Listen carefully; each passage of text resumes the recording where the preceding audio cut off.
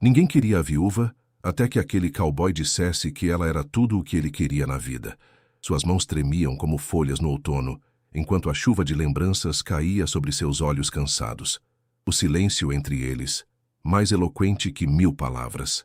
Ela havia perdido seu amado em um instante, deixando-a imóvel como o deserto sem água.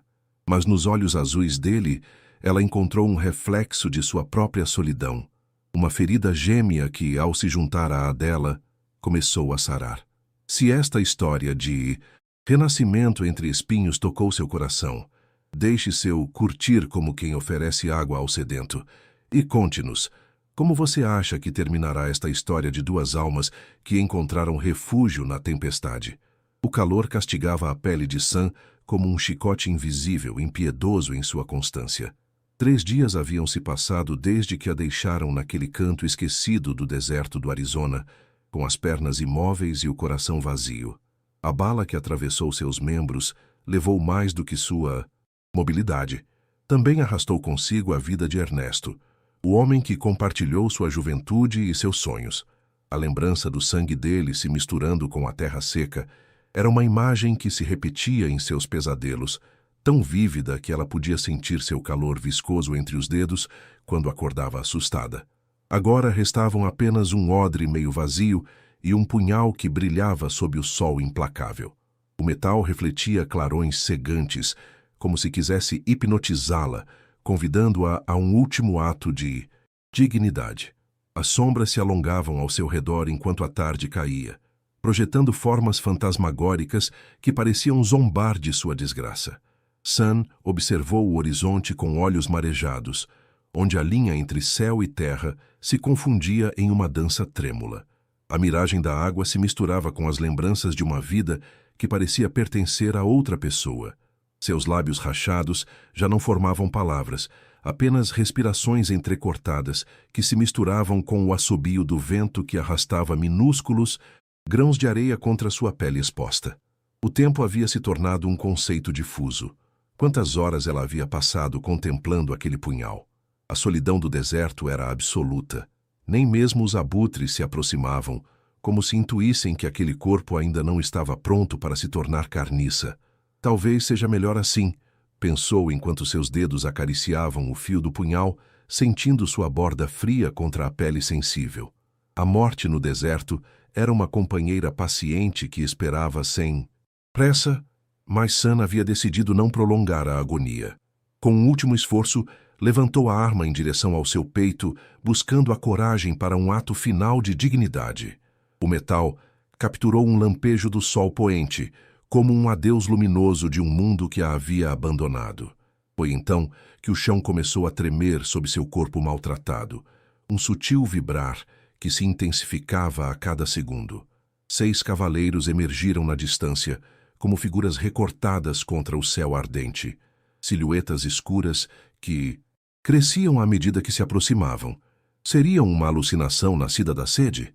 Sam endireitou as costas, ignorando a dor lancinante que subia de suas pernas imóveis. Se fosse para morrer, morreria com a dignidade que lhe restava, não como um animal ferido que suplica clemência. O pó levantado pelos cascos formava uma nuvem que parecia preceder os cavaleiros como um anúncio. Sam apertou com mais força o punhal, considerando se usá-lo contra eles ou contra si mesma. Naquele vasto deserto, Aisiuma Sirisi. Diferença entre salvação e condenação era muitas vezes indistinguível. Entre os 6 homens, um se adiantou.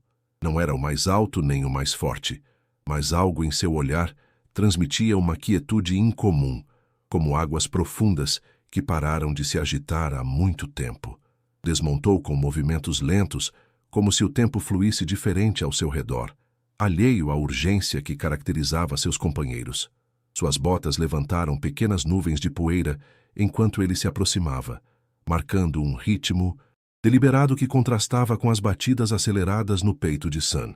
"É minha agora", declarou ao grupo com voz grave mas serena, palavras que soaram mais como constatação do que como desejo. Seus companheiros trocaram olhares carregados de significados tácitos, mas ninguém objetou. Havia uma autoridade silenciosa naquele homem que não precisava levantar a voz para ser obedecido. Sam Estudou aquele rosto curtido pelo sol e pelos anos, as rugas que se desenhavam nos cantos de seus olhos e os sulcos que desciam de suas bochechas até a barba rala. Não encontrou a crueldade que esperava, mas algo mais complexo, um vazio familiar, uma dor adormecida que ela reconheceu como sua. Era o rosto de alguém que também havia perdido o irrecuperável. O homem se agachou ao lado dela e Sun pôde sentir seu cheiro. Couro trabalhado, suor limpo, um rastro de tabaco e algo mais elementar, como terra molhada depois da chuva. Seus olhos, de um azul desbotado, quase cinza, a examinaram com uma mistura de pragmatismo e algo que poderia ser confundido com compaixão, se tal emoção fosse possível naquele ermo. Ele a levantou com cuidado, como quem manuseia um objeto frágil e valioso, mas sem a inépcia de quem teme quebrá-lo. Suas mãos, ásperas pelo trabalho e marcadas por cicatrizes antigas, moviam-se com uma delicadeza que contradizia sua aparência. Sun sentiu o cheiro de couro e terra na camisa daquele homem, enquanto ele a depositava em seu cavalo, um animal de pelagem castanha que permaneceu imóvel durante a manobra, como se compreendesse a importância do momento. Flint Dawson apresentou-se sem olhá-la diretamente, montando atrás dela com um movimento fluido. Meu rancho fica a meio-dia daqui. Não perguntou seu nome, nem de onde vinha, nem como havia acabado moribunda no meio do deserto. Talvez entendesse que há feridas que sangram mais quando são nomeadas, ou talvez simplesmente respeitasse a economia de forças que a sobrevivência impunha àquelas terras. A viagem transcorreu em silêncio, pontuada apenas pelo ranger do couro e pelo ritmo hipnótico dos cascos contra a terra. Sun, oscilando entre a consciência e o delírio, percebia fragmentos de paisagem que se sucediam como retalhos de um sonho febril. Cactos solitários que se erguiam como sentinelas mudas, pedras avermelhadas que capturavam o fogo do entardecer, o céu implacável que parecia derreter sobre eles em tonalidades impossíveis de azul, púrpura e laranja. O corpo daquele desconhecido às suas costas era uma âncora que a mantinha no mundo dos vivos, seu calor uma promessa de que ainda não era hora de se render à escuridão que espreitava nas bordas de sua consciência. A propriedade de Flint era modesta, uma construção de madeira e pedra que parecia afundar e emergir da paisagem ao mesmo tempo, como se a terra tivesse decidido aceitá-la após anos de resistência. As paredes, desgastadas pelo vento e pelo sol, mostravam camadas de história em cada rachadura e reparo. Um pequeno riacho serpenteava não longe dali, um milagre de água que alimentava uma horta raquítica mas tenaz, que desafiava o deserto com seu verde obstinado. O entardecer tingia o lugar com uma luz dourada que suavizava as arestas e ocultava as imperfeições, transformando aquela humilde morada em algo quase bonito, um refúgio na imensidão hostil. Ao longe, as montanhas se recortavam contra o horizonte, guardiãs antigas e indiferentes às pequenas vidas que transcorriam a seus pés. Não é muito, murmurou ele enquanto a descia. Do cavalo, seus braços firmes segurando-a com uma segurança que Sun não experimentava desde que a bala destroçou seu futuro. Mas é um teto. A simplicidade daquela afirmação encerrava uma profunda verdade. Naquele mundo cruel, um teto significava a diferença entre viver e morrer. Sun compreendia isso melhor do que ninguém, ela que havia passado 3 dias sob o céu aberto, exposta às suas intempéries. O quarto onde ele a instalou era austero. Uma cama com lençóis desgastados, mas limpos, que cheiravam a sabão caseiro e ervas secas. Uma janela que emoldurava o horizonte como um quadro vivo. Uma mesa de cabeceira com um lampião a óleo, cuja chama projetava sombras dançantes contra as paredes nuas. Flint lhe ofereceu o cobertor mais grosso para as noites frias do deserto, uma manta tecida com lã grossa mas quente, e, sem que ela pedisse, colocou um copo de água ao alcance de sua mão, um detalhe simples, mas revelador. Sun observou como ele se movia pelo quarto, eficiente e silencioso, preparando o necessário, sem gestos supérfluos nem palavras desnecessárias. Havia algo tranquilizador em sua economia de movimentos, na ausência de perguntas ou expectativas.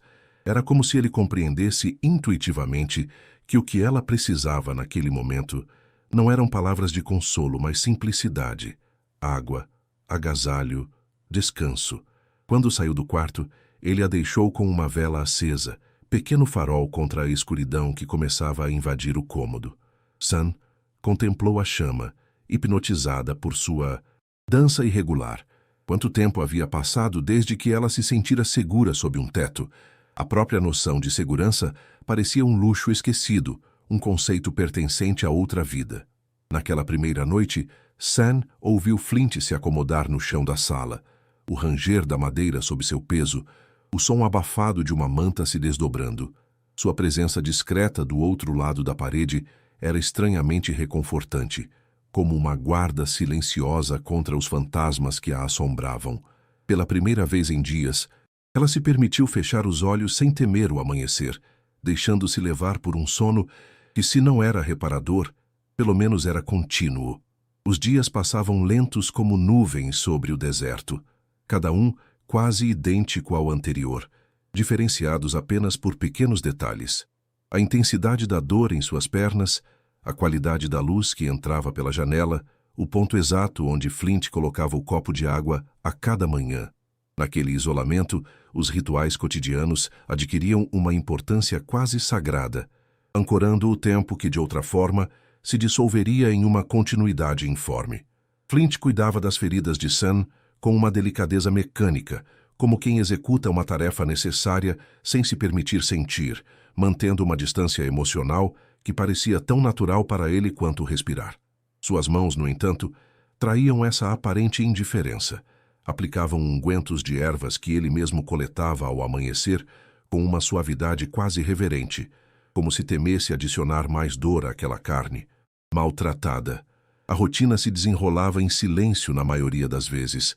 Sam observava o rosto concentrado de Flint enquanto ele trabalhava, os olhos semicerrados, a mandíbula levemente tensa, o ocasional franzir de testa quando encontrava uma área particularmente inflamada. Ela aprendeu a ler suas expressões como um livro escrito em um idioma estrangeiro do qual mal conhecia algumas palavras soltas.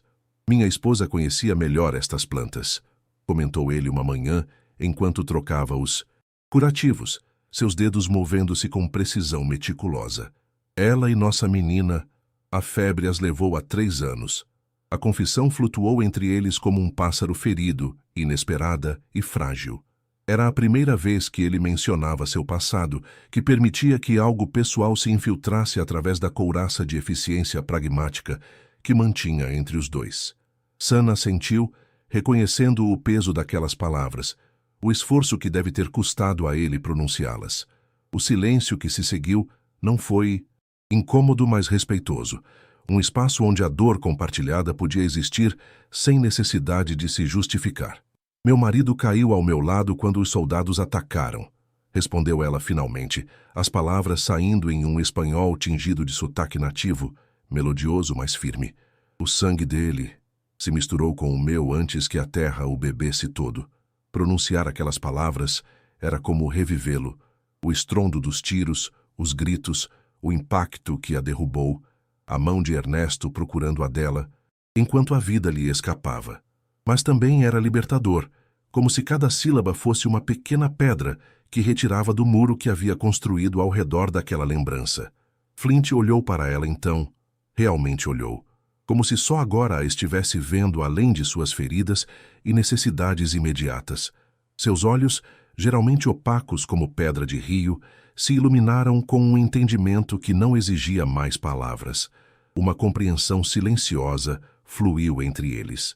Ambos eram sobreviventes de um naufrágio, agarrados aos restos do que um dia foi uma vida completa, navegando sem rumo em um oceano de perda. As pernas, murmurou ele, com uma pergunta implícita que flutuava no ar entre eles. Não voltarão a andar, respondeu ela, com uma certeza que não admitia piedade nem falsas esperanças. A bala danificou algo que não pode ser reparado. A aceitação em sua voz surpreendeu até mesmo Sam. Ela não se lembrava de ter decidido conscientemente aceitar sua condição. Simplesmente havia acontecido. Talvez em algum momento durante aqueles 3 dias no deserto, quando a realidade de sua situação havia se fundido com sua própria pele sob o sol implacável. Flint assentiu, sem oferecer consolos vazios ou promessas milagrosas.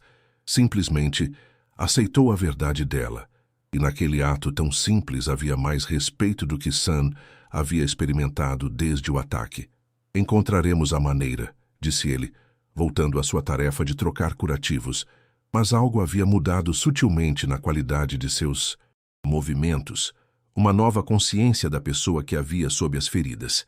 Era pouco, apenas um punhado de palavras trocadas, mas naquele rancho esquecido, onde o silêncio reinava como um monarca absoluto, aquelas breves confissões eram como gotas de água em terra seca, insuficientes para transformar a paisagem, mas suficientes para que algo novo pudesse começar a germinar.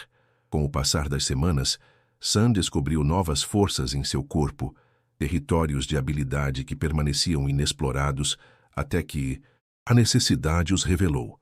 Seus braços, antes finos e acostumados mais a tarefas delicadas do que a suportar peso, desenvolveram uma firmeza insuspeitada, músculos que se definiam sob a pele bronzeada como cordilheiras em um mapa vivo. Ela aprendeu a se mover pela pequena casa, usando as mãos como âncoras, deslizando de um móvel a outro com determinação silenciosa, recusando a ajuda de Flint, exceto quando era absolutamente necessária. Cada pequena vitória era celebrada em silêncio. O dia em que conseguiu se vestir sozinha, a primeira vez que preparou uma refeição completa de sua posição sentada, a manhã em que lavou o cabelo sem ajuda.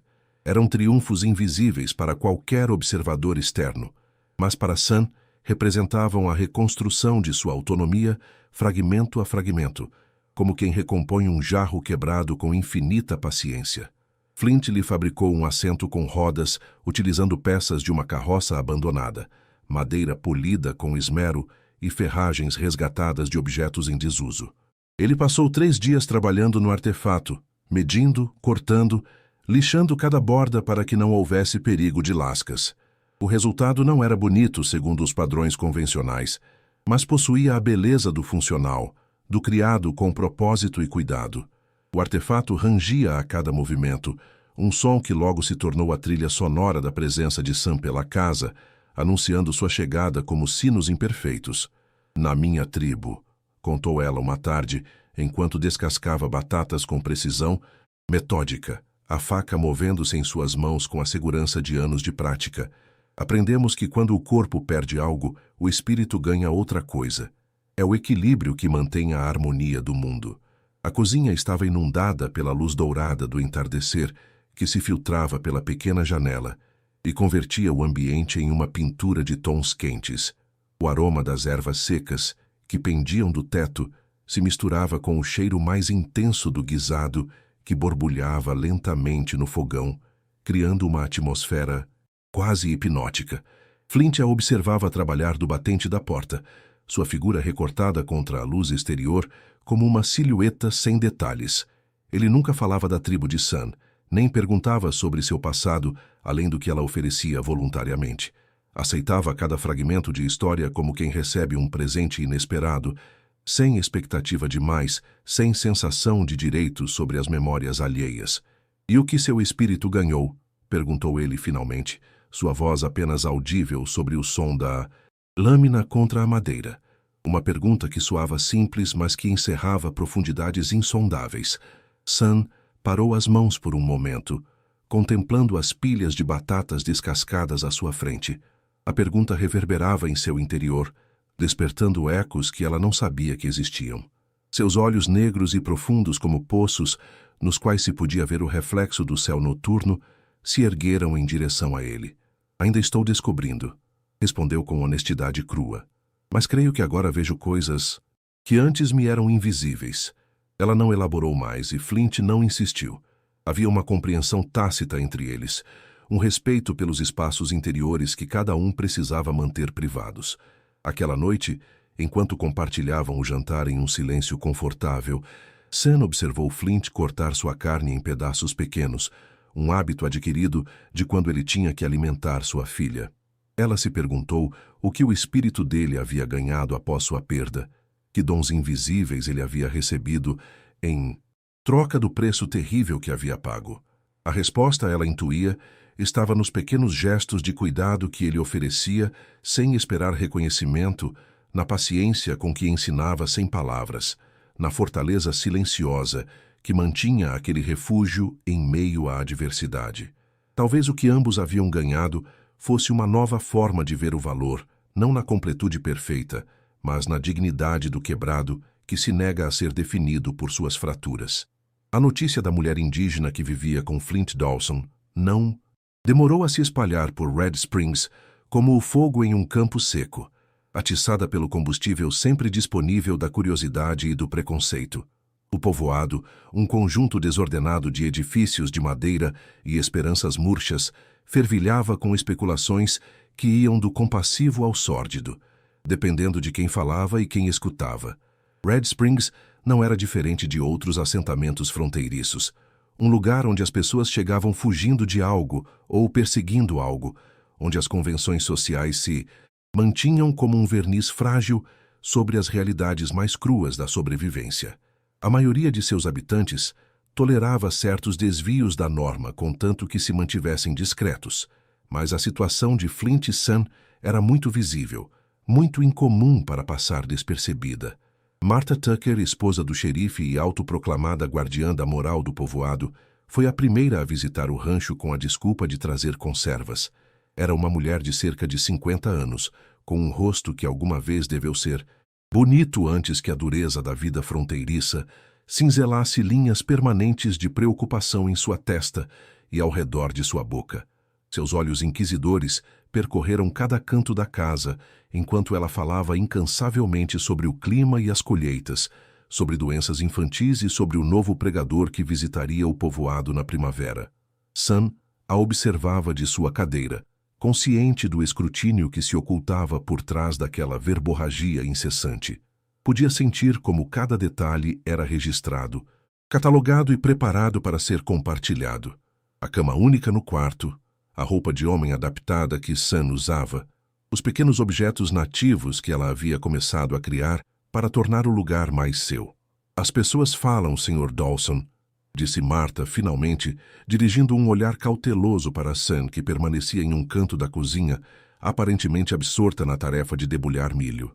E nem todos entendem arranjos como o seu. As implicações flutuavam no ar, como o pó que se levantava a cada passo. Martha não precisava ser mais explícita. As possibilidades que sugeria com seu tom abrangiam desde o escandaloso até o ilegal, dependendo de que arranjo exatamente ela estava imaginando. Flint, que raramente frequentava o povoado além do necessário para trocar produtos básicos, limitou-se a agradecer as conservas e a acompanhá-la até sua carruagem com uma cortesia fria que deixava claro que a visita havia terminado. Seu rosto, normalmente inexpressivo, mostrava uma tensão sutil na mandíbula, único sinal visível de seu desconforto. Quando ele voltou, encontrou Sam imóvel em frente à janela, seu perfil recortado contra a luz do entardecer que entrava em cascata, transformando sua silhueta em uma figura quase mítica. O milho pela metade havia sido esquecido em seu colo. Eu deveria ir, murmurou ela sem se virar, sua voz tão baixa que parecia parte do vento que sussurrava entre as tábuas da casa. E para onde você iria? Respondeu ele, mantendo uma distância prudente, como se temesse que um passo mais perto pudesse quebrar algo frágil e invisível entre eles. O silêncio entre eles se povoou de perguntas não formuladas, de medos não expressos, de possibilidades apenas vislumbradas. Sam pensou nas terras de sua infância, nas montanhas que haviam sido o palco de suas primeiras lembranças, nos rios que haviam cantado as canções de ninar de sua meninice, terras que agora estavam tão distantes quanto as estrelas que começavam a surgir no céu, inacessíveis não apenas pela distância física, mas por tudo o que havia ocorrido desde então. Não havia um lugar para onde voltar. Aquele passado, como suas pernas, já não podia sustentá-la. Aqui eu preciso de ajuda, acrescentou Flint com voz pragmática, quase áspera. Mas Sam havia aprendido a ouvir os matizes ocultos sob aquela aparente dureza. E você precisa de um lugar. É um trato justo. Não era uma declaração romântica.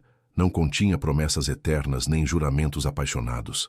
Naquele mundo áspero, onde a sobrevivência diária consumia a maior parte das energias, a praticidade era uma forma de ternura, a utilidade mútua, um vínculo mais forte que muitos sentimentos efêmeros.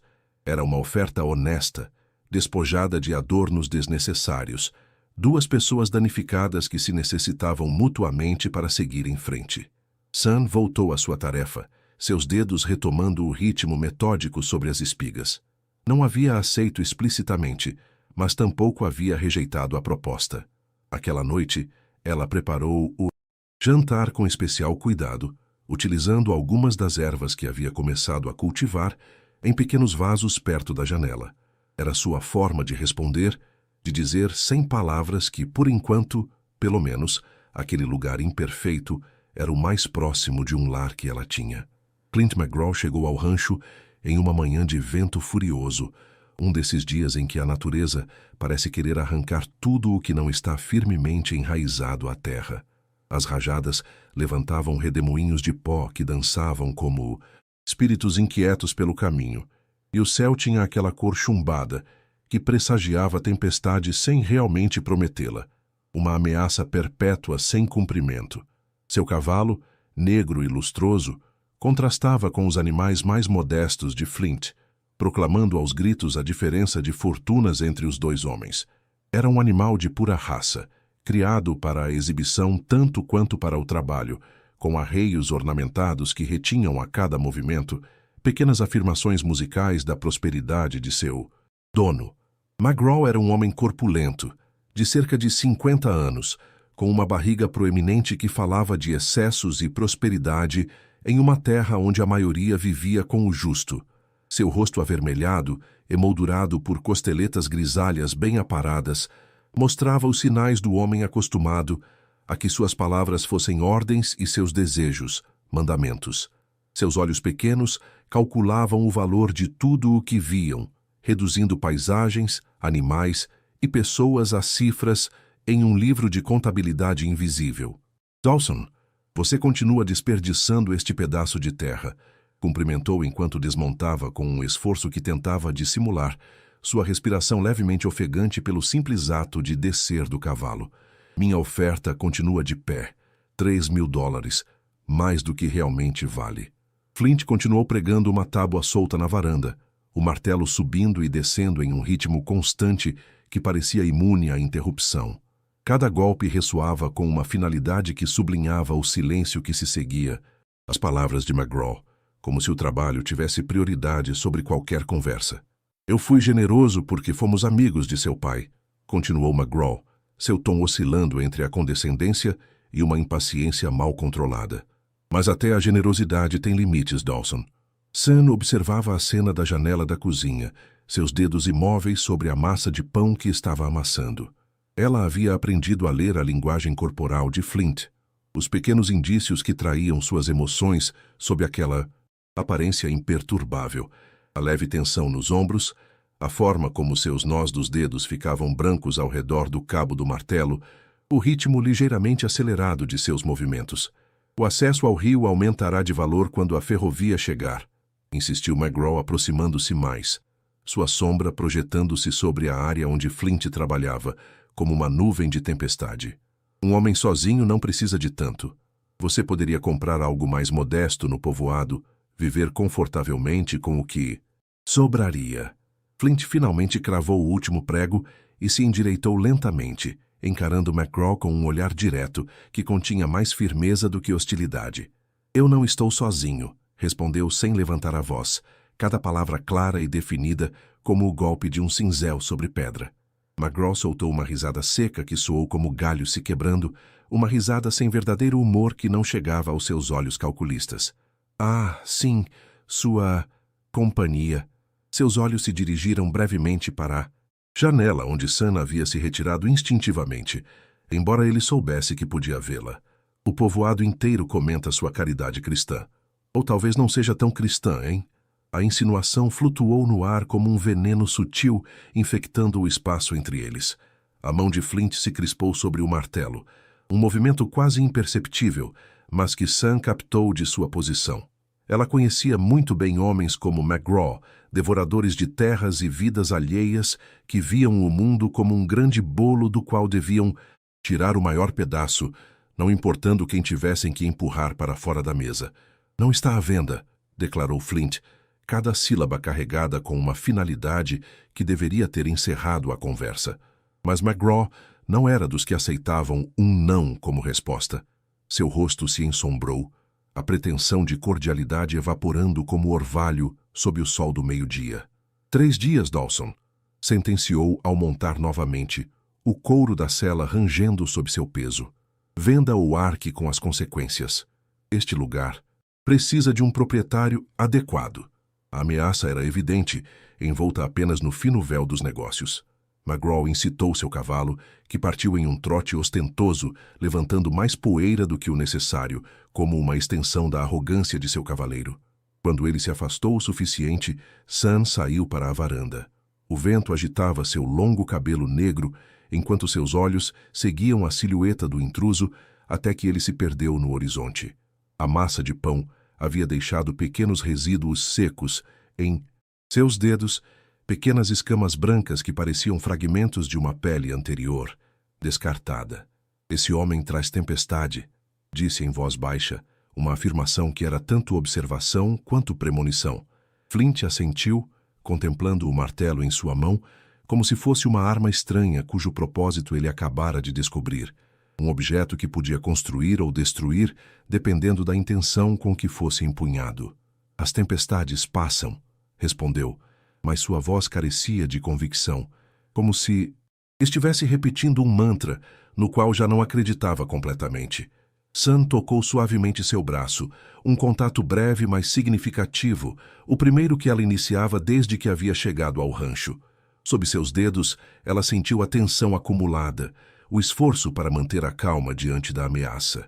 "E nós continuaremos aqui quando ela passar", afirmou com uma certeza que surpreendeu a ambos, uma promessa implícita de permanência que contradizia suas dúvidas anteriores. Aquela tarde, enquanto o vento continuava uivando entre as tábuas da casa como um animal ferido, Sam e Flint trabalharam lado a lado para proteger janelas, reforçar portas e preparar o rancho para o que estava por vir, fosse uma tempestade natural ou uma criada pelo homem. Não falaram de McGraw nem de suas ameaças, mas cada prego que martelavam, cada tábua que ajustavam, era uma declaração silenciosa. Este lugar era deles, e não o abandonariam sem lutar. "Meu pai me ensinou a atirar quando eu tinha 10 anos", confessou. Sam, naquela noite, enquanto Flint limpava seu velho rifle junto ao fogo, seus dedos movendo-se com a familiaridade de quem realizou a mesma tarefa centenas de vezes. Ele dizia que uma mulher deve saber se defender em um mundo que não a protegerá. A luz das chamas projetava sombras dançantes sobre seus rostos, criando uma intimidade especial, como se estivessem trancados em uma bolha temporal, onde só existiam eles e as histórias que começavam a compartilhar. O óleo que Flint aplicava ao mecanismo da arma desprendia um cheiro penetrante, que se misturava com o aroma de madeira queimada. Flint olhou para ela com surpresa mal disfarçada, interrompendo momentaneamente sua tarefa. Era a primeira vez que Sam mencionava sua família, abrindo uma pequena janela para um passado que ela havia mantido zelosamente guardado até então. "Você era boa?", perguntou com genuína curiosidade, retomando seu trabalho, mas com a atenção claramente dividida. Um sorriso fugaz iluminou o rosto de Sam, transformando-o por um instante. Era um sorriso que vinha de um lugar anterior à dor, uma lembrança de orgulho e competência que havia sobrevivido enterrada sob camadas de perda e sofrimento. "A melhor da minha aldeia. Podia acertar um coelho a 100 passos, quando os outros meninos ainda atiravam nas árvores próximas. Seus dedos traçaram formas invisíveis no ar, como se estivesse mirando em alvos fantasmagóricos. Meu pai talhava entalhes em meu arco por cada tiro perfeito. Quando completei 15 anos, não havia mais espaço." Flint assentiu, reconhecendo a nostalgia em sua voz, aquele tom particular que adquirimos ao falar de habilidades que alguma vez definiram nossa relação com o mundo e conosco mesmos. Ele também conservava lembranças de tempos em que a vida parecia ser medida em conquistas simples e concretas. A primeira cerca levantada sem ajuda, o primeiro cavalo domado, a primeira colheita que sobreviveu à seca. No dia seguinte, com uma determinação que parecia nascida tanto da lembrança quanto da necessidade presente, Flint colocou várias latas sobre uma cerca a diferentes distâncias. O sol da meia-manhã arrancava brilhos metálicos das superfícies enferrujadas, transformando-as em alvos que reluziam como pequenos faróis. Com cuidado que não era condescendente, mas sim respeitoso, ele ajudou Sam a se sentar em uma posição que lhe permitisse estabilidade e lhe entregou sua pistola. O metal frio despertou memórias adormecidas nas mãos dela, uma familiaridade que seu corpo lembrava embora sua mente tivesse tentado esquecer.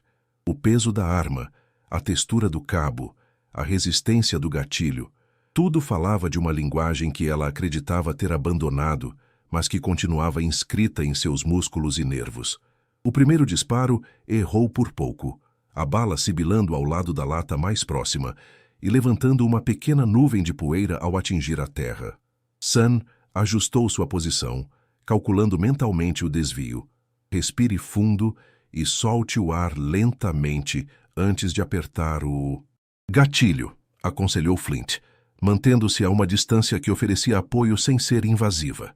O segundo disparo fez uma lata voar pelos ares, o som metálico ecoando no silêncio do deserto como uma pequena celebração. Para o terceiro, Sam já havia recuperado a antiga familiaridade com a arma, aquela conexão quase íntima entre atirador e pistola que transcende o mecânico para se converter em uma extensão da vontade. Seus olhos se estreitavam ligeiramente antes de cada tiro. Sua respiração se tornava pausada, como se o tempo mesmo se desacelerasse, permitindo-lhe ver o mundo com uma clareza cristalina. 5 disparos mais. 5 latas abatidas com uma precisão que falava de talento natural polido por anos de prática. Flint observava em silêncio, reconhecendo uma habilidade que ia além do treinamento, uma intuição que alguns nascem possuindo e outros nunca conseguem adquirir por mais que pratiquem. Aquela mulher, incapaz de andar, podia proteger-se melhor do que muitos homens com 2 pernas funcionais. A revelação parecia reconfigurar algo em sua percepção dela, adicionando uma nova dimensão à imagem que ele havia ido formando em sua mente. Quando Sam abaixou a arma depois do último disparo, seu rosto mostrava uma expressão complexa: satisfação pela habilidade recuperada, nostalgia pelo passado evocado e uma determinação nova que endurecia sutilmente as linhas de sua mandíbula. McGraw voltará, disse recarregando a arma com movimentos precisos, metódicos, como uma dança, aprendida há tanto tempo que se convertera em instinto. E não virá sozinho. A afirmação flutuou entre eles, não como uma previsão, mas como uma certeza, o reconhecimento de uma tempestade que se aproximava inexoravelmente em direção ao seu pequeno refúgio. Flint assentiu recolhendo as latas sobreviventes para colocá-las novamente, preparando-se para outra rodada de prática. Então estaremos preparados, respondeu simplesmente, mas suas palavras continham uma promessa implícita, um compromisso, que transcendia a mera sobrevivência. Passaram o resto do dia alternando entre a prática de tiro e a fortificação do rancho. Sam apontava pontos fracos na propriedade, ângulos a partir dos quais um atacante teria vantagem, áreas onde poderiam criar defesas naturais. Sua mente, treinada por gerações de guerreiros que haviam aprendido a proteger o que era seu com recursos limitados, via possibilidades estratégicas onde Flint só havia visto terra e pedras. Ao cair da noite, ambos contemplaram o trabalho realizado com a satisfação calada de quem se prepara para o pior, enquanto espera o melhor. As estrelas apareciam uma a uma no céu limpo, indiferentes aos pequenos dramas que se desenvolviam sob sua luz imemorial. Meu pai dizia que cada estrela é um ancestral que nos vigia, comentou Sam enquanto Flint acendia o lampião da varanda, que nunca estamos realmente sós na batalha. Flint contemplou o céu noturno, considerando a ideia com o respeito que merecia qualquer crença capaz de oferecer consolo em tempos difíceis. Então temos muitos olhos vigiando esta noite, respondeu, permitindo-se um momento de poesia que raramente aflorava em seu discurso pragmático.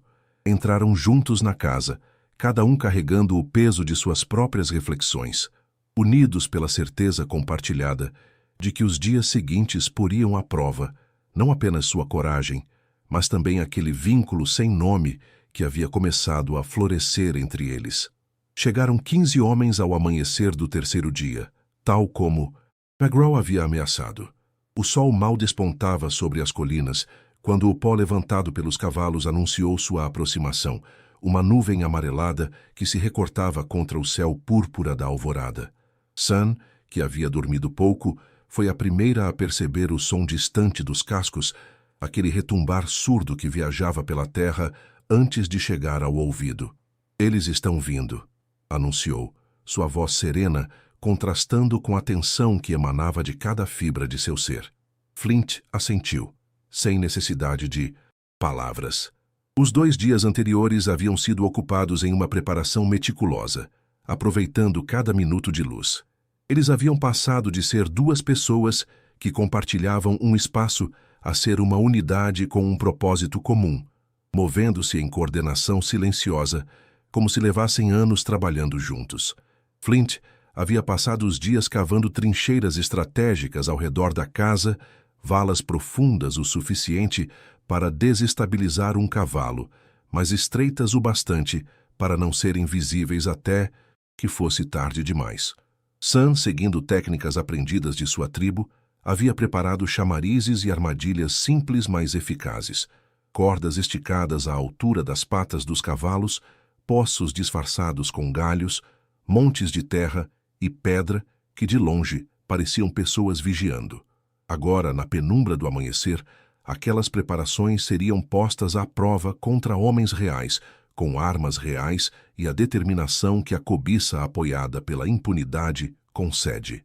"Lembre-se", disse Flint, enquanto a ajudava a se posicionar atrás de uma janela com boa visibilidade, assegurando-se de que ela tivesse munição suficiente e uma via de escape em caso necessário.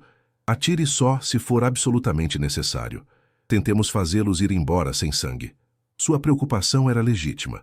Naquele território, a morte de um homem branco pelas mãos de uma mulher indígena, não importando as circunstâncias, seria vista como um crime imperdoável que atrairia represálias muito piores do que as ameaças de McGraw.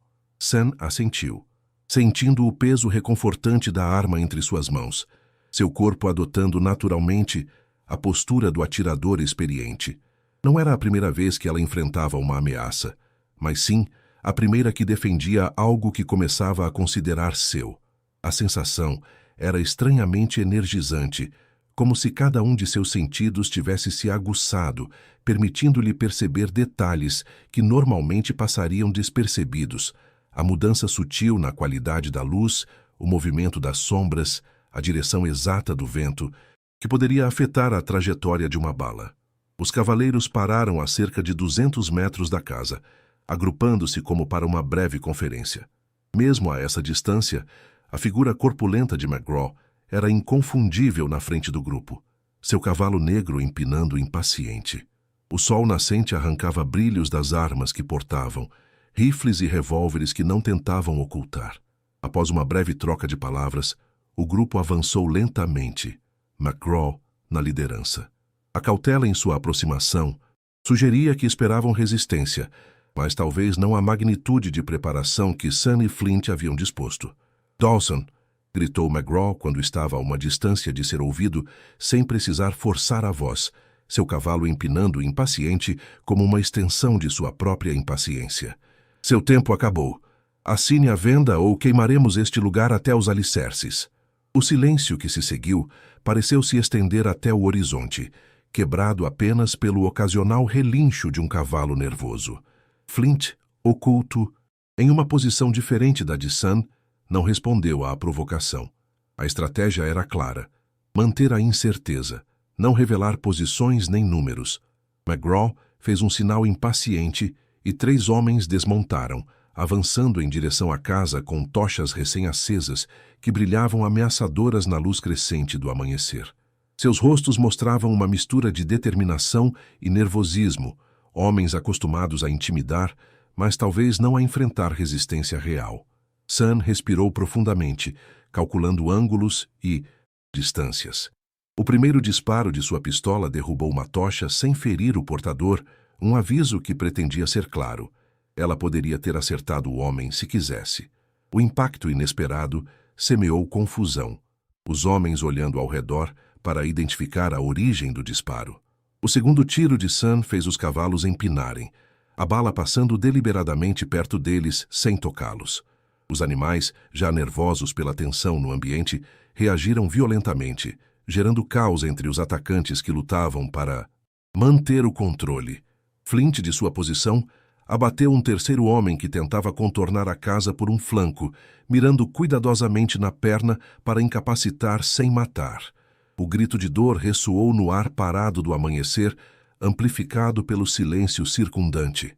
"Ele tem reforços!" gritou alguém entre os homens de McGraw, a voz aguda pela surpresa e pelo medo. A confusão aumentou quando vários cavalos caíram nas armadilhas preparadas por Sun, os cavaleiros sendo arremessados de suas montarias em uma chuva de maldições e gritos. O pó levantado e os disparos estratégicos que pareciam vir de múltiplas direções, graças à acústica natural do terreno, criavam a ilusão de um grupo de defensores muito maior. A maioria dos homens de McGraw eram capangas de cidade ou cowboys contratados, não soldados treinados. A resistência organizada os desmoralizava rapidamente, especialmente quando não podiam identificar claramente seu inimigo nem calcular seu número. Foi então, no auge da confusão, que o xerife Tucker apareceu com 4 homens, atraído pelos disparos que haviam interrompido a tranquilidade habitual do amanhecer. Sua chegada adicionou um novo elemento de incerteza à equação, um representante da lei cuja lealdade podia pender para qualquer lado, dependendo das circunstâncias e das influências. "Chega, McGraw", ordenou, sua voz cortando o caos como uma faca afiada. "Isso não é justiça, é invasão de propriedade privada." Tucker não era um homem particularmente corajoso nem justo, mas sim um pragmático que entendia que permitir que homens ricos tomassem a lei em suas mãos estabelecia um precedente perigoso mesmo para aqueles que detinham o poder oficial. Os homens de McGraw, já desorganizados pela resistência inesperada, começaram a recuar diante da presença da lei. A intimidação funcionava quando era exercida de uma posição de força indiscutível, mas desmoronava rapidamente quando enfrentava consequências reais. McGraw, com o rosto vermelho de raiva e humilhação, uma veia pulsando visivelmente em sua têmpora, apontou acusatoriamente em direção à casa, onde Sam continuava vigilante de sua posição estratégica. "Dawson tem uma selvagem lá dentro", cuspiu as palavras como se fossem veneno. "Ele está violando a decência desta comunidade. Esta terra pertence a quem souber aproveitá-la para o progresso." O xerife desmontou com calma estudada, um homem que sabia que sua autoridade residia tanto na aparência de controle quanto no poder real de sua posição. "A única coisa que vejo violada aqui é a paz de um cidadão honesto", respondeu com uma frieza calculada, seus olhos avaliando a situação com a perspicácia do sobrevivente político. "Vão embora agora, ou levarei todos sob prisão por perturbação da ordem e tentativa de incêndio." A ameaça, embora possivelmente vazia dada a influência de McGraw no condado, era suficiente para estabelecer publicamente a posição do xerife. Se McGraw decidisse desafiá-la abertamente, cruzaria uma linha que poucos homens, não importando sua riqueza, se atreviam a transgredir. A retirada foi tensa, com McGraw lançando promessas veladas de vingança e acusações de corrupção. Seus homens recolheram o ferido, que gemia lastimosamente, e ajudaram aqueles cujos cavalos haviam se lesionado nas armadilhas. A imagem do grupo se afastando era muito diferente da que haviam apresentado ao chegar, desorganizados, humilhados, diminuídos. Quando o pó assentou e o último cavaleiro desapareceu atrás da colina, o silêncio retornou ao rancho, mas era um silêncio diferente. carregado de vitória precária e adrenalina não consumida. Sam e Flint trocaram um olhar através da distância que os separava, um reconhecimento silencioso do que haviam conquistado juntos. O xerife Tucker, depois de uma breve troca com Flint, na qual se estabeleceu uma trégua tácita, mais do que uma aliança real, também partiu, levando consigo seus homens e deixando para trás a promessa ambígua de manter um olho na situação. Sam e Flint ficaram sós, novamente em um rancho que agora carregava as marcas físicas do confronto. Terra revolvida, cartuchos de bala espalhados, o cheiro persistente de pólvora no ar. Mas também portavam marcas invisíveis, a confiança forjada no perigo compartilhado, o respeito mútuo consolidado na ação coordenada, a certeza de que juntos formavam algo mais forte que a soma de suas partes feridas. Conseguimos, disse Sam simplesmente, quando Flint a ajudou a retornar à casa, o sol já alto em um céu que parecia indiferente ao drama humano que acabara de se desenrolar sob seu olhar eterno. Por enquanto, respondeu ele, sempre pragmático, sempre consciente de que naquele mundo as vitórias raramente eram definitivas. Mas hoje é suficiente. E era. Em um lugar onde a sobrevivência diária já era um triunfo, ter defendido seu direito de existir em seus próprios termos era uma vitória que merecia ser saboreada, por breve que fosse sua doçura. A bala roçou o ombro de Flint durante o confronto. Um sulco carmesim que ele havia ignorado no calor do momento, mas que agora, com a adrenalina se dissipando, começava a arder com intensidade crescente. Não era um ferimento grave, mas o sangue manchava sua camisa em um padrão irregular que se expandia lentamente, e a dor tensionava os cantos de sua boca em uma linha firme que traía seu estoicismo habitual. Sam notou imediatamente, quando retornaram à casa, seus olhos captando a rigidez não natural em seu movimento, a forma como ele evitava certos gestos com o braço direito. Sem dizer uma palavra, ela apontou para uma cadeira junto à mesa da cozinha, uma ordem silenciosa que Flint obedeceu com uma resignação que sugeria que ele sabia que era inútil discutir. Com movimentos precisos e econômicos, Sam preparou água quente e reuniu os implementos necessários para tratar a ferida. Seus dedos, que haviam segurado uma arma com tanta segurança há apenas algumas horas, agora se moviam com a delicadeza de uma artesã enquanto cortava tiras de tecido limpo para curativos. "Tire a camisa", indicou sua voz firme, mas não desprovida de gentileza. Flint obedeceu com certa dificuldade, um leve assobio escapando entre seus dentes, quando o movimento reavivou a dor.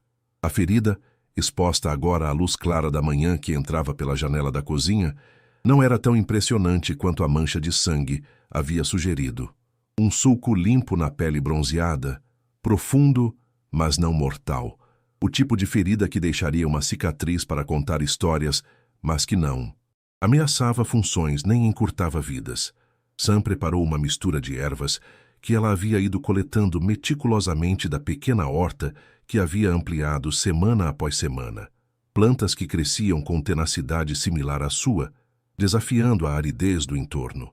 Seus dedos trabalhavam com precisão ritual, triturando, misturando, seguindo receitas transmitidas por gerações de mulheres de sua tribo, conhecimentos que haviam sobrevivido a conquistas, doenças e deslocamentos. "Minha avó era curandeira", explicou enquanto limpava cuidadosamente a ferida com água morna, cada movimento calculado para minimizar a dor desnecessária. Ela dizia que as plantas falam se você souber escutá-las, que cada uma tem um espírito que se oferece para curar se você o tratar com respeito. Suas palavras flutuavam no ar tranquilo da cozinha, misturando-se com o aroma das ervas amassadas e o vapor da água. Sálvia, calêndula, casca de salgueiro, cada uma com seu propósito específico no processo de cura. Era a primeira vez que ela compartilhava tão abertamente aspectos de sua cultura, tradições que normalmente mantinha perto de seu coração como um segredo precioso que devia ser protegido do mundo exterior. Flint observava seus movimentos com uma fascinação calada, quase reverente. As mãos de Sam, pequenas mas firmes, moviam-se com a segurança de quem conhece o mapa secreto da dor e da cura, territórios gêmeos que coexistem no corpo humano. Havia uma graça em seus gestos que transcendia o puramente funcional, uma espécie de dança antiga cujo ritmo só ela podia escutar. "Ela te ensinou muitas coisas?" perguntou ele, respirando o aroma herbal que emanava da mistura que Sun aplicava agora sobre a ferida limpa, um unguento verde escuro cuja frescura contrastava com o ardor do corte.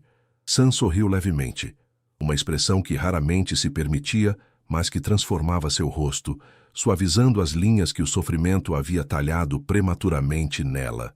Seus olhos, normalmente vigilantes, se suavizaram com lembranças que pela primeira vez não pareciam dolorosas. "Tudo o que é importante", respondeu, concentrada na tarefa de distribuir o unguento uniformemente sobre a ferida.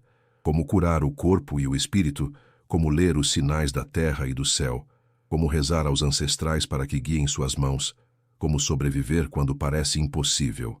A última frase ficou suspensa entre eles, carregada de significados que iam além de técnicas de sobrevivência física. Ambos haviam navegado esses territórios impossíveis onde continuar respirando requer mais do que conhecimentos práticos. Exige uma teimosia da alma que se nega a render-se, mesmo quando todas as circunstâncias sugerem que seria o mais sensato.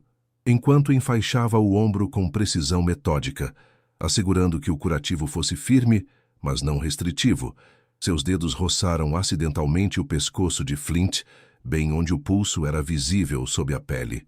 Foi um contato fugaz, quase imperceptível, mas ambos o sentiram como uma pequena descarga elétrica, um momento de conexão que transcendia o físico para tocar algo mais profundo e menos definível. Sun continuou trabalhando, mas algo havia mudado no ar entre eles. Uma nova corrente que nenhum dos dois estava preparado para nomear. O silêncio que os envolvia já não era simplesmente a ausência de palavras, mas um espaço vivo onde as emoções não expressas adquiriam presença tangível. "Amanhã eu trocarei o curativo", disse ela, recuando ligeiramente uma vez completada a tarefa, como se precisasse estabelecer distância física para contrabalançar a proximidade emocional que acabara de experimentar. A febre é o verdadeiro inimigo agora. Se o corpo esquentar demais, as ervas não poderão fazer seu trabalho. Flint assentiu, agradecendo com um gesto simples, mas eloquente. Seus olhos, normalmente reservados, transmitiam uma mensagem que suas palavras não articulavam. Gratidão que ia além da atenção médica, reconhecimento de um cuidado que sarava mais do que a carne. Naquela noite, quando a temperatura de Flint subiu tal como Sun havia previsto, o calor da infecção se manifestando em bochechas avermelhadas e testa perolada de suor, ela velou seu sono inquieto, com a dedicação de quem compreende que a batalha contra a doença é tanto espiritual quanto física. Ela lhe aplicou panos úmidos na testa e murmurou antigas canções em sua língua materna, melodias que falavam de rios que fluem incessantemente e montanhas que resistem a todas as tempestades, invocações a forças mais antigas do que as nações e fronteiras que agora dividiam a terra. Nos momentos de maior delírio, quando Flint murmurava nomes e fragmentos de conversas com pessoas ausentes, Sun segurou sua mão com firmeza, oferecendo uma âncora ao mundo dos vivos. Ela não entendia todas as palavras, mas reconhecia a paisagem emocional que as gerava. Perda, culpa, anseio, o mesmo território acidentado que ela mesma havia percorrido em seus piores momentos. Perto do amanhecer, quando a febre finalmente cedeu, deixando Flint em um sono profundo e reparador, Sun permitiu que seus próprios olhos se fechassem, exausta, mas satisfeita. Sua cabeça descansou levemente na beira da cama, seus dedos ainda entrelaçados com os dele, como se mesmo no sono ela se negasse a soltar aquela conexão recém-descoberta. Ela acordou horas depois para descobrir que a situação havia se invertido. Agora, era Flint quem velava seu sono, quem a observava com uma expressão de assombro reverente, como se estivesse contemplando algo precioso e inesperado. Ele não falou quando ela abriu os olhos, simplesmente apertou suavemente sua mão antes de soltá-la, um gesto que comunicava mais do que qualquer palavra poderia ter expressado. Naquela manhã, enquanto compartilhavam um café da manhã simples em um silêncio confortável, algo havia mudado fundamentalmente entre eles. Não era uma mudança dramática nem repentina, mas sim o reconhecimento de uma verdade que havia estado crescendo silenciosamente, como aquelas plantas tenazes que Sam cultivava. A compreensão de que a cura não era um processo unidirecional, mas um intercâmbio, um dar e receber que os transformava a ambos. A recuperação de Flint coincidiu com uma mudança sutil em Red Springs, uma onda expansiva nascida do confronto que se propagava através de conversas sussurradas em varandas, trocas na loja geral e debates acalorados na cantina. A história de como uma mulher indígena e um fazendeiro solitário haviam resistido a 15 homens se espalhou, transformando-se a cada relato como um rio que recolhe afluentes em seu caminho para o mar. Para alguns, era uma história de coragem contra a tirania do dinheiro, um conto moral sobre a defesa do lar e da dignidade. Para outros, representava uma perigosa subversão da ordem natural, um aviso sobre os perigos de desafiar as hierarquias estabelecidas e permitir que forasteiros se integrassem muito profundamente na comunidade. O rancho de Flint, antes praticamente invisível no paisagem social do povoado, havia se tornado um símbolo, um ponto focal para as tensões que sempre existiram sob a superfície aparentemente tranquila de Red Springs. McGraw havia desaparecido temporariamente da cena pública, lambendo as feridas de sua humilhação, mas sua influência continuava sendo uma presença tangível, uma sombra que se projetava sobre conversas e decisões. Uma manhã particularmente clara, com o céu tão azul que doía olhar diretamente e o ar fresco que anunciava a mudança de estação, Martha Tucker regressou ao rancho. Desta vez, ela não chegou com a atitude vigilante e avaliadora de sua primeira visita, mas com um propósito diferente que se refletia em sua postura menos rígida, na ausência daquele sorriso tenso que havia caracterizado sua aproximação anterior. Ela não trazia conservas nem desculpas elaboradas, mas notícias e um pequeno pacote embrulhado em tecido de algodão tingido de anil, um azul profundo que contrastava com a paisagem predominantemente ocre e avermelhada que rodeava o rancho. Sam a recebeu com uma reserva cortês que havia aprendido a manter com os habitantes do povoado, uma máscara que ocultava tanto seus verdadeiros pensamentos quanto seu crescente domínio do inglês. Convidou-a a entrar com gestos mais do que com palavras, oferecendo-lhe assento na mesa da cozinha, onde a luz do sol criava padrões dançantes através das ervas secas que pendiam do teto.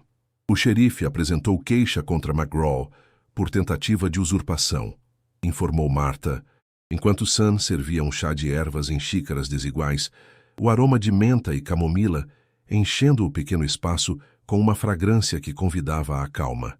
Não vai prosperar, é claro. Ele tem amigos demais no tribunal, dinheiro demais nos bolsos certos. Mas pelo menos lhe cortaram as asas por um tempo. O escândalo não lhe convém, não agora que ele busca expandir seus negócios para o norte. Sam recebeu a informação em silêncio, seus olhos escuros observando Martha com uma intensidade que parecia penetrar além das palavras ditas para buscar as intenções ocultas. A justiça dos brancos era um conceito que ela havia aprendido a não esperar, um sistema que raramente considerava os seus como merecedores de sua proteção. A ideia de que McGraw enfrentasse até mesmo consequências temporárias por suas ações parecia tão improvável quanto a neve no verão. Ele perdeu prestígio, continuou Martha, soprando suavemente seu chá muito quente. Os homens que o acompanharam naquele dia têm falado na cantina histórias exageradas sobre atiradores invisíveis e armadilhas demoníacas. Um sorriso fugaz cruzou seu rosto, o primeiro gesto genuinamente caloroso que Sam lhe havia visto. O medo pode ser uma proteção mais eficaz do que a lei às vezes. Sam assentiu, compreendendo a verdade naquelas palavras.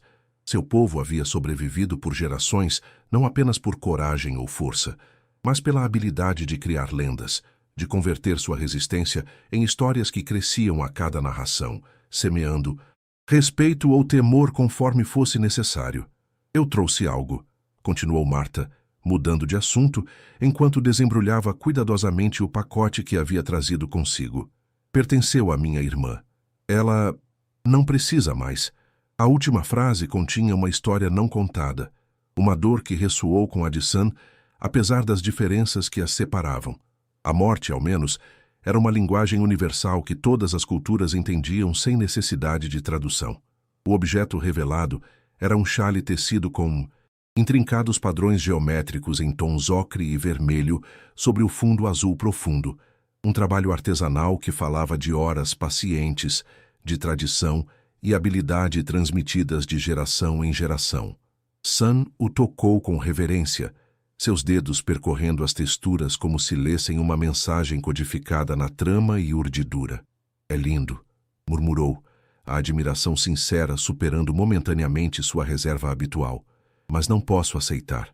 A recusa não nascia da falta de apreço, mas de um orgulho profundamente enraizado, da resistência a aceitar o que pudesse ser interpretado como caridade. Em sua cultura, os presentes criavam vínculos, obrigações recíprocas, conexões que não deviam ser estabelecidas levianamente. Marta colocou o xale sobre os ombros de Sun com um gesto que não admitia réplica, uma firmeza maternal que transcendia barreiras culturais. Não é caridade, é reconhecimento, declarou com uma certeza que não deixava espaço para argumentos. O que você fez? Defender seu lar contra forças superiores. Qualquer mulher decente entende. Algumas batalhas são travadas com armas, outras com agulhas e panelas, mas todas reconhecemos a valentia quando a vemos. Havia algo naquelas palavras, na forma como Marta havia dito seu lar, sem questionamento nem ironia, que penetrou as defesas de Sun mais efetivamente do que qualquer argumento elaborado. Não era apenas o reconhecimento de seu direito de estar ali, mas a afirmação implícita de que ela pertencia àquele lugar tanto quanto qualquer um. Quando Marta partiu, Sun permaneceu longo tempo acariciando o tecido do xale. Não era apenas uma peça de vestuário. Era um símbolo de algo que ela havia acreditado ter perdido para sempre. Pertencimento. O inverno se aproximava, trazendo ventos frios que assobiavam entre as rachaduras da casa. Uma tarde, enquanto reorganizava seus escassos pertences, Sun encontrou uma pequena bolsa de couro que acreditava ter perdido. Dentro estava o amuleto que sua mãe lhe havia entregado. Uma pedra verde com veios brancos, polida por gerações de mãos femininas. É nefrita, explicou a Flint. Meu povo crê que ela conecta o mundo dos vivos com o dos espíritos. O que ela te diz agora? Perguntou ele, respeitando sua crença sem questioná-la. Que as raízes podem crescer mesmo em terra pedregosa. Naquela noite, Sun trançou tiras de couro ao redor do amuleto até transformá-lo em colar. Entre meu povo, quando alguém te salva a vida, cria-se um vínculo que nem a morte pode quebrar, disse colocando o colar ao redor do pescoço de Flint. Eu não mereço isso, murmurou ele. Não se trata de merecer, respondeu Sun. Trata-se de reconhecer o que já existe. A primeira nevasca transformou a paisagem árida em uma tela branca. Flint levou Sun até uma pequena elevação de onde se avistava todo o vale. O rancho parecia minúsculo, um ponto de calor na imensidão. Na primavera, explicou apontando diferentes áreas. Plantarei milho ali e talvez trigo naquela encosta. A horta poderia se expandir em direção ao riacho. Sun compreendeu que ele não estava simplesmente descrevendo planos agrícolas, mas sim compartilhando um futuro que a incluía. Você precisará de ajuda, comentou seguindo o jogo de não nomear diretamente o que crescia entre eles. Uma vida aqui nunca será fácil, advertiu Flint com honestidade. Sempre haverá McGraws, sempre haverá invernos rigorosos. Sun pegou sua mão. Seus dedos entrelaçados pareciam contar histórias diferentes que convergiam em um mesmo ponto. As dificuldades não me assustam, a solidão sim. Não houve declarações grandiloquentes nem promessas eternas. Naquele mundo áspero, os compromissos eram demonstrados dia a dia, em cada refeição compartilhada, em cada lenha adicionada ao fogo, em cada silêncio confortável entre duas almas que haviam aprendido o valor de continuar respirando quando tudo convidava a render-se. A primavera chegou com cores impossíveis, após o branco invernal. Sam havia adaptado a horta para trabalhá-la de sua cadeira, com longos cabos e um sistema de cordas para a irrigação. Uma manhã, enquanto tomavam café da manhã na varanda, viram aproximar-se uma carruagem conduzida por um jovem desconhecido. Sr. Dawson, trago correspondência. O envelope vinha de Sacramento. Enquanto Flint lia, sua expressão passou de confusão a espanto. É do meu primo. Há anos eu lhe emprestei dinheiro para um negócio. Ele prosperou e devolveu cada centavo com juros. O que isso significa para nós? Perguntou Sam. Significa que podemos melhorar este lugar, construir uma casa maior, com rampas para que você possa se mover sem ajuda.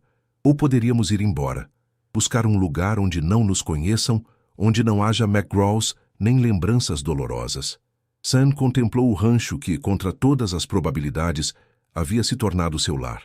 Lembrou-se do deserto que quase a matou, da dor da perda, da humilhação de depender de outros.